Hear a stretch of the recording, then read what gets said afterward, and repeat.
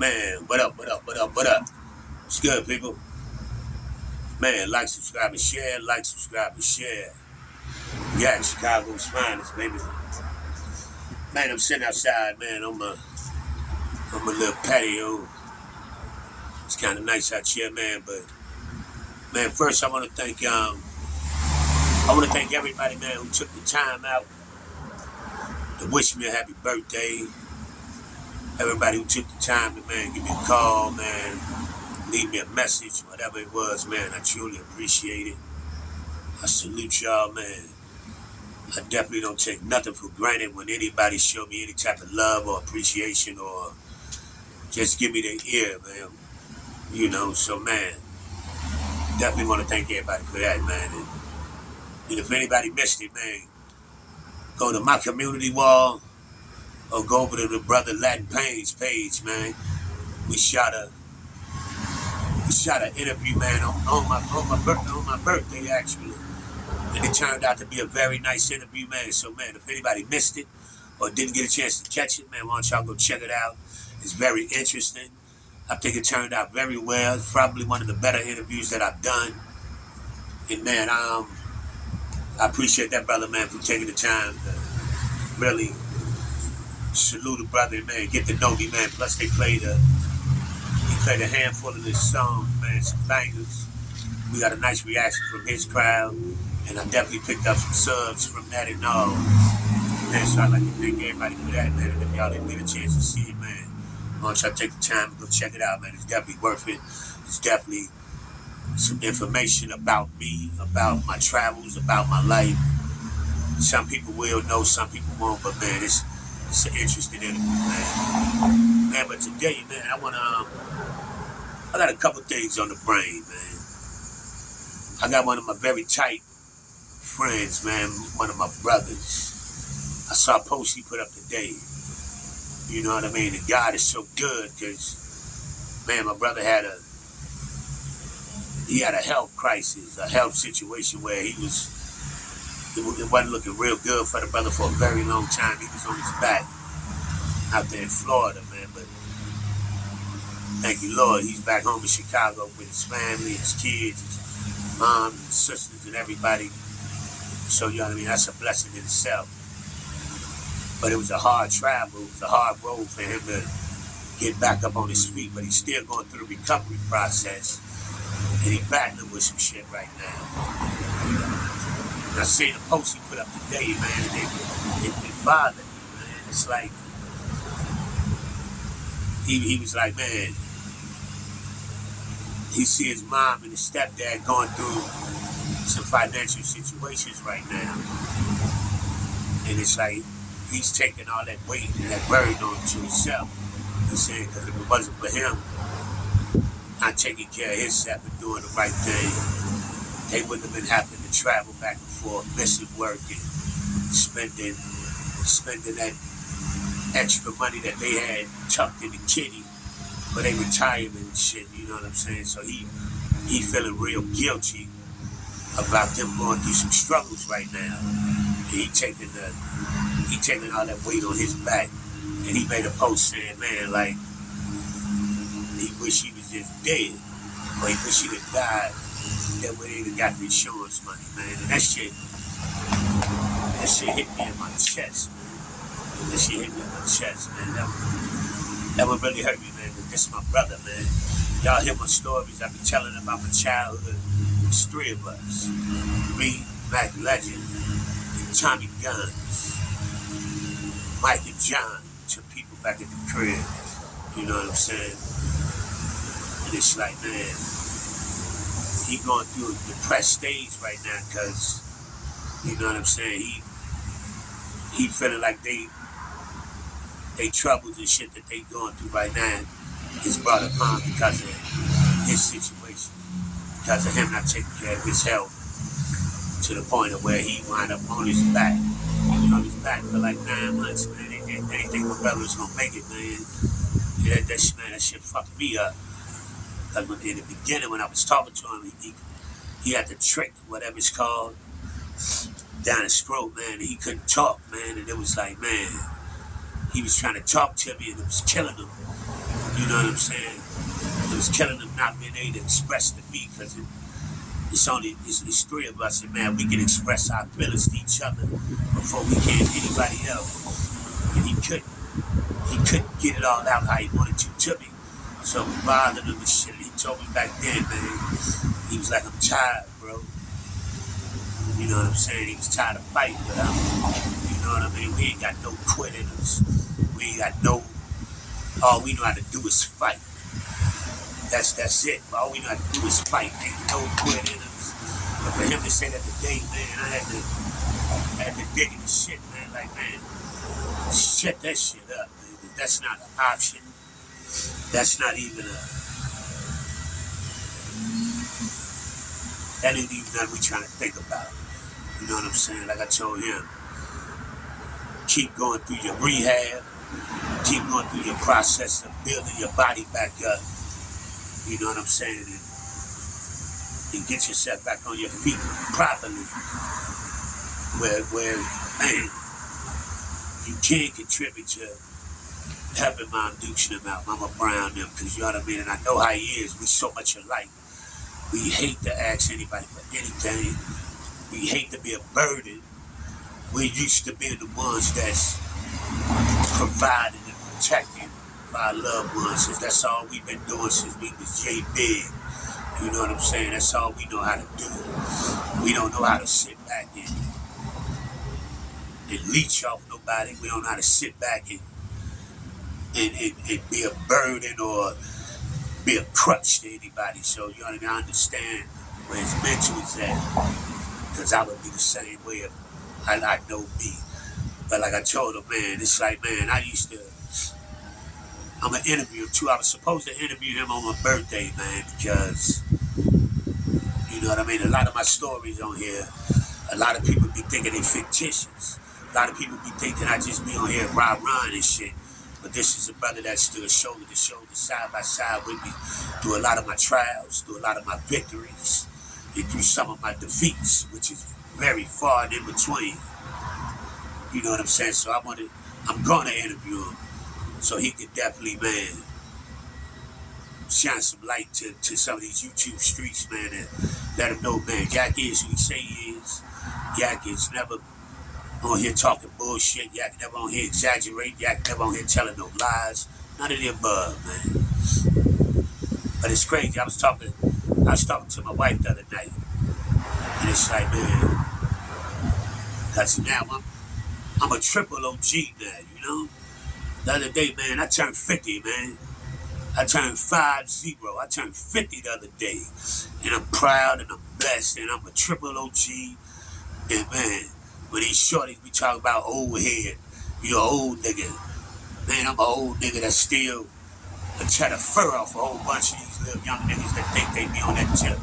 But I'm on some peaceful shit, to be honest with you, man. Excuse me, folks. But it's like, man, I was telling my wife, man, I remember when I first, I gotta have surgery on my knee. I gotta have a full knee replacement, man. And I'm 50 now. I tore this knee up when I was maybe 17, right? I was 17 or so. That's when I was a young bull. I was a young bull, could run through a brick wall. And me and Tommy was out in Chicago Heights, 170 something, Lincoln Highway up in the Shire, man. And we was hustling. Me and him was hustling. We worked the overnight shift in a drug house. And now, mind you, not active at the moment. We grew up GD, Gangster Disciples, growth and development since I was 8 years old. That's when I got plugged in. But this particular block that we was working on was a block full of brothers, Blackstones, Four Corner hustlers. We was the only GDs on the block. And mind you, his mom lived at the top of the block. His uncle lived at the bottom of the block. That's where me and him was staying at. In the house that we was hustling out of, was dead center in the block, right in the middle of the block. And, you know what I mean? These brothers, man, they had an issue about him being over there because we was, you know what I mean, we was GDs. And it was they, you know what I mean, it was they hood. That was a straight up stoned hood. But me and him, we stood firm and we stood strong on, and we rep what we rep. You know what I'm saying? We wasn't no disrespectful dudes. We ain't banged or nothing, but we wasn't scared to let a nigga know what we was claiming. And this one particular day, I'm on the basketball court. I'm around the corner on the basketball court, and I'm getting him the business. I ain't no tall nigga. I'm 5'9" and some change going on 5'10", but I always had hops. I always could jump over these niggas' head. You know what I'm saying? This particular day, I'm playing hoop. I go up for a rebound. One of the brothers clipped my leg. And when I came down, my knee snapped. My knee snapped in half. And I mean, I knew instantly that it was done. That was the first time in my life I had ever been injured. It was the first time in my life I ever felt vulnerable. First time in my life I could ever say I was hurt. And I'm laying on the basketball court. And these disrespectful ass little niggas, they still shooting the ball, going up for layups and shit, jumping all around my leg. I'm on the ground. My leg snapped. It literally snapped sideways like this. But I fell on it, and it slammed back straight. So one of the stones stayed across the street. I can't remember the brother's name, man, but he was an older cat too. So he ran up the block, grabbed my brother Tommy, man, tell him, man, come get your brother, man. He hurt on the court, you know what I'm saying? So I'm like, man, he come get me. He come to get me. And he like, man, what's up, bro? You all right? I mean, he had a gold minivan, him and his wife at the time. I said, no, man, take me to the hospital. And he looked, he said, yeah, I never would submit or give in to show that I'm hurt. I mean, that's how they do me. They do me as, man, and I take it on the chin and keep it moving. So I told him, I'm like, no, bro, take me to the hospital. So he knew it was serious. He swooped me up, threw me on his shoulder, took me to the van. I went to Cook County Hospital in Chicago, downtown Chicago. But mind you, Cook County Hospital is the free hospital in Chicago. So when I get there, it's packed. The emergency room, the waiting room, everything is packed. There's no seats. There's no wheelchairs. There's nowhere for me to sit and mind you. My leg is dangling like this. I have no control. Everything in my knee was blue. ACL, MCL, LCL, whatever the fuck is in there was totally destroyed. So they want to take me to the back. They told me to hop up on a gurney, right? And I used my arms to push myself up. And when I pushed my body up, my leg when it flung off to the side. It looked like what it reminded me of was some Steven Seagal shit. When Steven Seagal breaks something, him or John Claude Van Damme, they break some shit in your joints. That's what it reminded me of. That's the only thing I could describe it as. And the doctor come in, he like, damn. So they grab my shit and put it back straight. They tell me, all right, you gotta wait your turn, blah, blah, blah. So I get back out to the waiting room. My baby mom's with me at the time. She the one took me. She wanted to take me down there. Or she met me down there something, one way or another. And I'm getting frustrated because I ain't got nowhere to sit. Nothing. I gotta either lay on the ground or... So I said, fuck it. I'm out of here. And they gave me a leg brace. One of the braces go from your ankle all the way up to your fucking hip. And I strapped that brace on. You know what I mean? I strapped the brace on, man. And I left. I went home. You know what I mean? That was one of the hardest times, man. When you lose a limb, you lose one of your joints, one of your body parts, you almost feel handicapped. I couldn't even go to the bathroom on my own. You know what I mean? Would not even realize how much losing one of your legs would affect your everyday everything. You know what I'm saying? And it was like, man, that shit was sent me through a traumatic situation. And mind you, me and Tommy, we worked the spot nighttime at You know what I'm saying? On this fucking block with all these motherfucking moles. So everybody in the hood know Jack is down right now. These niggas been wanting trials forever, but they already knew I was gonna bring them to business, man. You know what I'm saying? I was gonna bring their ass to business if they came on some bullshit. I'm in the house laid up. I can't do nothing. I'm in a full blown cast with brace, leg up in the air. I can't do nothing. But my man Tommy's still working our shit. Now every Friday, mind you, this one particular block up in Chicago Heights. Damn, I can't remember the block, man. I can't remember the name of the block. But every Friday it would just be like a 5-point star party. The block would just be full of niggas, 50, 60 niggas on the block, females, and they smoking, drinking, acting crazy, ready to try to violate me and my nigga on a many of occasions, and it never jumped off. This particular night, I might have fucked my knee up like a Wednesday or something. It's Friday that came. They on the block, but my brother down at the spot working by himself.